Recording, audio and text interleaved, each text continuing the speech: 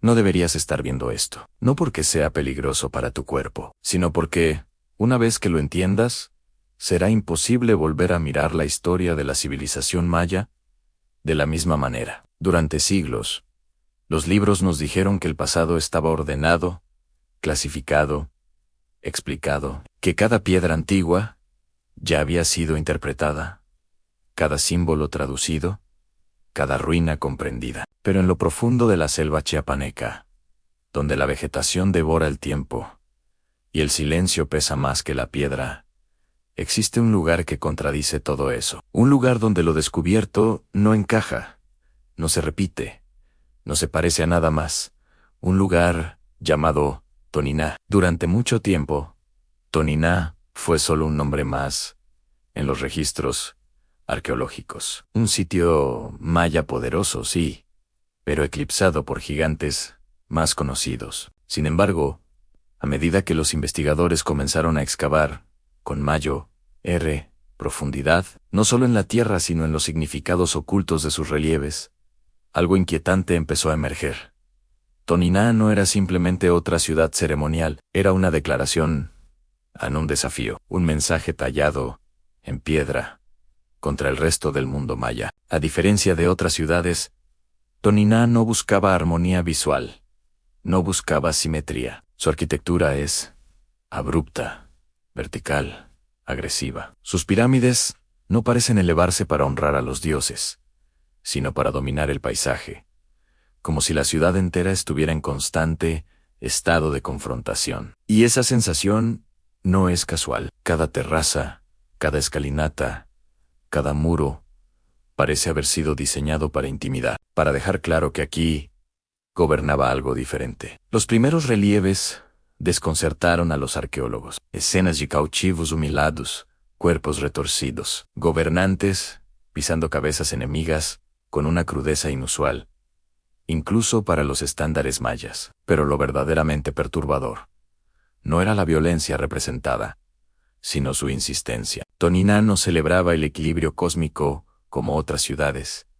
Celebraba la dominación absoluta, el sometimiento total del otro. Con el tiempo, los epigrafistas comenzaron a notar algo aún más extraño. Los textos jeroglíficos de Toniná no seguían siempre las fórmulas tradicionales. Había omisiones deliberadas, títulos alterados, fechas que no encajaban con los ciclos conocidos. Era como si los escribas de la ciudad estuvieran reescribiendo la historia, o peor aún, corrigiéndola. Entonces, llegó el hallazgo que lo cambió todo. En una de las estructuras más elevadas de la Acrópolis, oculta bajo capas de remodelaciones sucesivas, los arqueólogos encontraron una serie de esculturas y paneles que no correspondían a ningún patrón conocido. No mostraban rituales agrícolas, no mostraban ceremonias astronómicas, mostraban algo mucho más inquietante, una narrativa continua de guerras,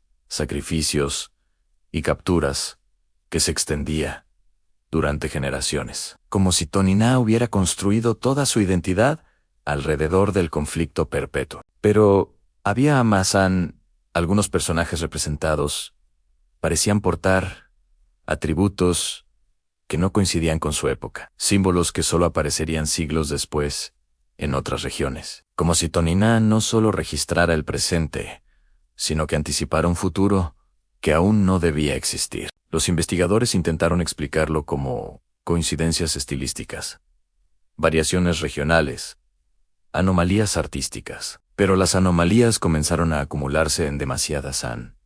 Y entonces apareció la pregunta que nadie quería formular en voz alta. ¿Y si Toniná no seguía las reglas del mundo maya porque nunca quiso hacerlo? A diferencia de otras ciudades, Toniná no buscó alianzas duraderas, no se integró a redes comerciales amplias. Sus conflictos con ciudades vecinas, especialmente con Palenque, fueron largos, personales, casi obsesivos. Las inscripciones no solo narran victorias, las saborean, las repiten, las exageran. Es como si la ciudad necesitara recordar constantemente que había vencido, que había sometido, que había sobrevivido. Y en ese énfasis enfermizo, por el poder. Algunos especialistas comenzaron a notar un patrón aún más perturbador. Toniná parecía estar gobernada por una élite que se concebía a sí misma como algo distinto al resto de la humanidad. No dioses, no sacerdotes,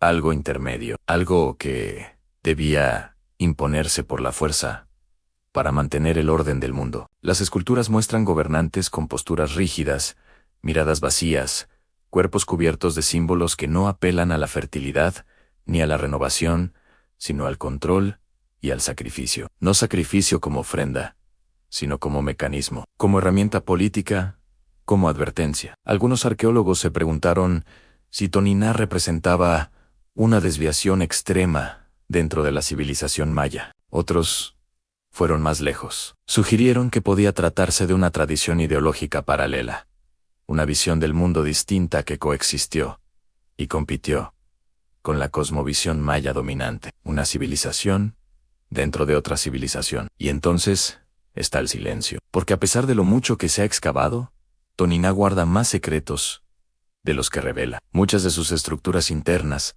permanecen sin explorar, no por falta de interés, sino por su complejidad. Pasajes sellados en cámaras colapsadas, espacios deliberadamente ocultos bajo capas de construcción, como si la ciudad hubiera querido enterrarse a sí misma, como si alguien hubiera decidido que ciertas cosas no debían ser vistas nunca más. Los registros coloniales no ayudan. Los relatos españoles apenas mencionan Toniná. No hay grandes crónicas sobre su caída, no hay descripciones detalladas de su abandono. La ciudad simplemente desaparece del relato histórico, como si hubiera sido borrada, o como si nadie hubiera querido contar lo que realmente ocurrió allí, y quizás por eso, lo descubierto en Toniná resulta tan difícil de creer, porque no encaja en la narrativa cómoda de una civilización guiada únicamente por el equilibrio cósmico y la armonía natural. Toniná nos obliga a aceptar que el pasado también fue oscuro, estratégico, despiadado, que hubo ciudades que prosperaron no por su sabiduría astronómica, sino por su capacidad de dominar, aterrorizar y resistir. Hoy, cuando los visitantes caminan entre sus terrazas escalonadas, sienten algo que no es fácil de explicar. No es admiración, no es paz. Es una incomodidad profunda,